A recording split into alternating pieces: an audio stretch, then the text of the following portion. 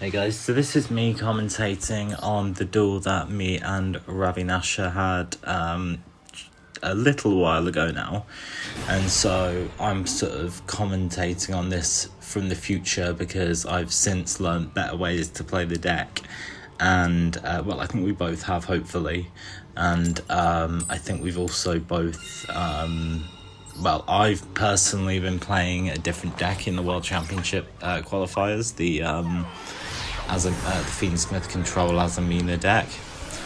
So I'm just going to put the sound on in the background so that we can hear what's going on.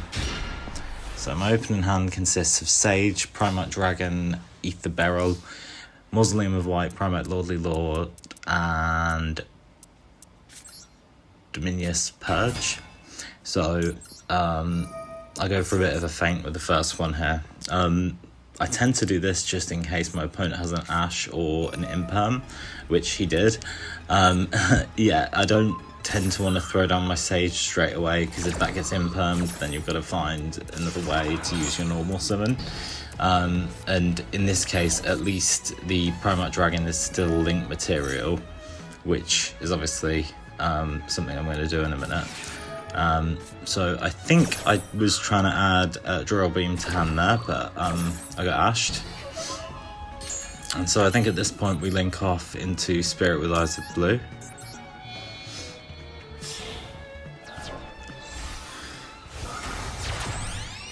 Beautiful link monster, amazing artwork. Now of course I already have Mausoleum of White, so I use that to send a Blue Eyes to grave.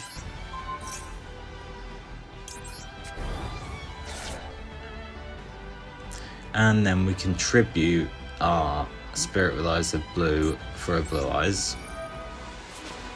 And now we've got an extra special summon of a level 1 light tuner as well. So I can summon my Sage and search out Maiden of White, which can then search out True Light, which can then summon out Blue Eyes, which can then give us the 2 Blue Eyes Spirit Dragons we're trying to get to. Although I have a feeling I'll make a misplay in a second. I'm obviously just thinking here. Both of us were a little bit nervous because we hadn't dueled against each other before. So yeah, I'm trying to think what I was doing here. I was checking my graveyard. I think I was trying to work out if I already had both Blue Eyes in the deck or not. Well, obviously I had one in deck.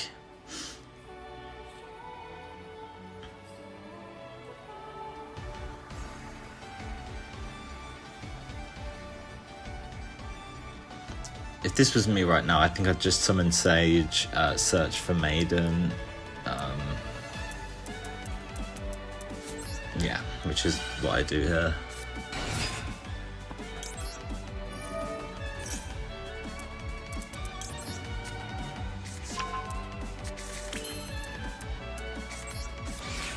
Sage, of course, can also be linked off into Spirit, but we don't need to do that. We need to use it as a tuner. And we're going to be searching for Wishes for Eyes of Blue here, which is just an incredibly powerful searcher. I think that card's going to be limited to 2 or 1 probably within the next few ban lists, because being able to search a spell card and a tuner is pretty insane, especially a card that lets you search Effect Veiler. You know, being able to search such a splashable hand trap in engine is a bit mental. I played Roar of the Blue-Eyed Dragons here, which should summon Maiden of White from grave, yeah. So you can see what I'm doing. Does it go according to plan? First of all, we're going to use one of our Blue Eyes to equip Neo Blue Eyes Ultimate Dragon. The logic behind this is that when Neo is in the grave, it has an Omni Negate, a Negate and Destroy against any targeted, anything that targets a Blue Eyes monster. So you equip that and then you just synchro, link it away, whatever you want, just to get that monster in grave. And yeah, we're going for 2 Spirit Dragons here. So you can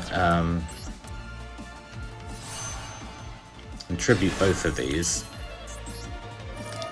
And we're going to want to summon an Ultimate Spirit Dragon and a Crimson Dragon.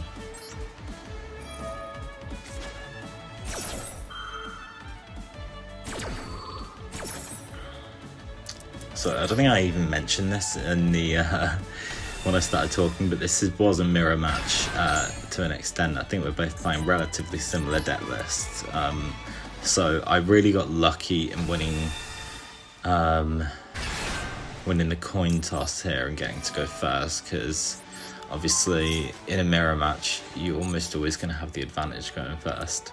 So we use Crimson Dragon to summon out Cypher, which is just such a powerful card. I can never believe that it's just an R rarity. And then, do I activate Lordly Load? I can never decide whether to activate this, because it's like there's always the off chance that your opponent's going to activate something in like the end phase, and obviously if you activate Lordly Load you can't activate anything on field for the rest of the turn. So that's why I always do it last, but at the same time, again, what if my opponent activates something during the end phase? So now it's Ravi's turn. And I think he's already used 2 hand traps, so, you know, I've got 1, 2, 3 negates, 4 negates, because I've got an engrave as well. I've got 2 interrupts as well, I think, so he's got a lot to work through here.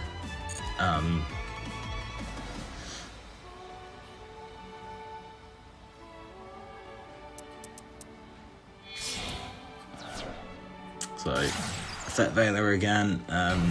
Basically any level 4 or lower spellcaster or dragon monster can be used to summon Spirit of Blue, Spirit with Eyes of Blue. And I hate when this happens. It's kind of a good thing, but when you've got like 6 different choices as to what to do, then you're just like, what's actually the best thing to do?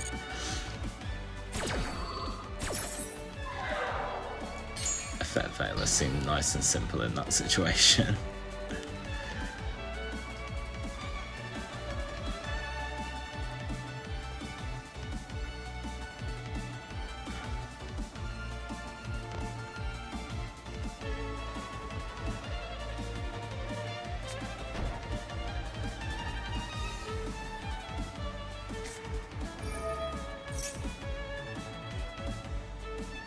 So Ravi plays Roar of the Blue-Eyed Dragons.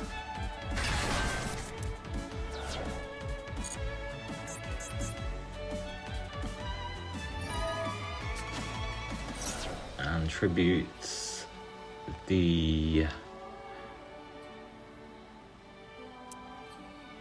Link Blue Eyes. Just thinking, theoretically, what I probably would have done in a more aggressive duel is I would have used Cypher and destroyed the Blue Eyes on field. Cypher has a really cool negate. It's a negate and destroy, but you don't have to destroy the card that you negated. So you can negate something that's already engraved and then destroy something on field. You can even destroy your own cards, I think. Possibly. You might have to check me on that. So this, as I said, is sort of just a test of our audio recording skills at this point. Not necessarily the most particularly close duel we were ever going to have.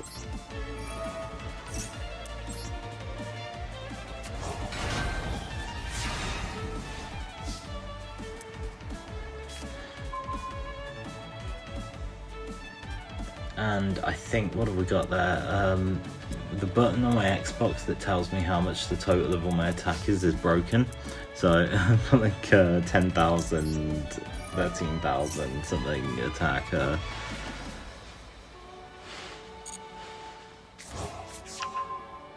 Now, a trap I absolutely love, and it's like the absolute party killer of every kind of power deck, is Threatening Roar.